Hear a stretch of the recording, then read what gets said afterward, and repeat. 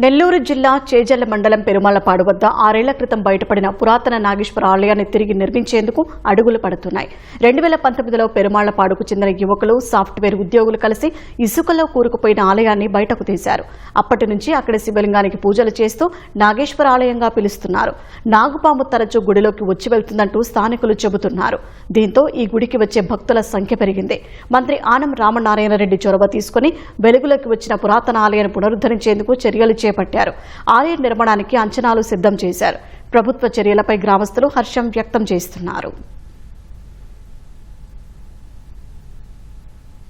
పెరుమాళ్లపాడు గ్రామంలో ఎప్పుడో పురాతనమైనటువంటి గుడి కన్నబొడ్డున శివాలయము నాగేశ్వర గుడి ఎప్పుడో వెళ్తుంది. మేము చిన్నప్పుడు ఇది బూడిపోయింది.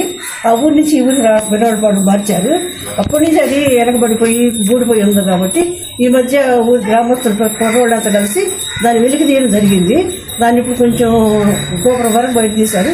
అది తీసి వేరే కట్టాలని ఈ మధ్య రామనారాయణ రెడ్డి గారిని మా గ్రామస్తులంతా అడగడం జరిగింది. దేవస్థానానికి 80 ఎకరాల 54 సెంట్లు పొలం కూడా ఉంది. ఆ భూమిని ప్రతి 3 సంవత్సరాలకు ఒకసారి ఇండిపెండెంట్ బోర్డు వచ్చి ఏలంపాట ద్వారా వసూలు చేసుకుని పోతుంటారు. ప్రతి సంవత్సరం వసూలు చేసుకుని పోతారు. కానీ ఆ డబ్బులు ఎక్కడున్నాయి ఏంది అని అడిగితే జవాబు చెప్పే అధికారులు లేరు. నాయకులకు కూడా చాలా సార్లు చెప్పాము. ఇంతకుముందు వైఎస్ఆర్ గవర్నమెంట్ ఉన్నప్పుడు గౌతమ్ రెడ్డి గారికి, విక్రమరెడ్డి గారికి అందరికీ చెప్పినా కూడా వాళ్ళు ఎవరు పెద్దగా స్పందించలేరు.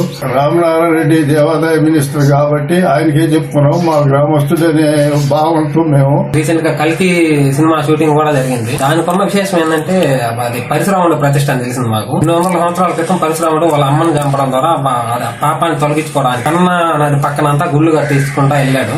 దాంట్లో ఈ గుడి కూడా ఒకటి ఉన్నాయి. పురాణాలు కూడా చెప్తున్నాయి. అదృష్టం ఏమో దేవుడు వచ్చిన వారం ఈయన ఎండోమెంట్ మినిస్టర్ రామారెడ్డి గారు రావడం, అది ఆయన మా ఊళ్ళోనే ఉండడం మాకు కొంచెం శుభసూచకం. ఇటీవల 2 days back commissioner Vijayawada Saptapadi పరమేశ్వర రావడం జరిగింది.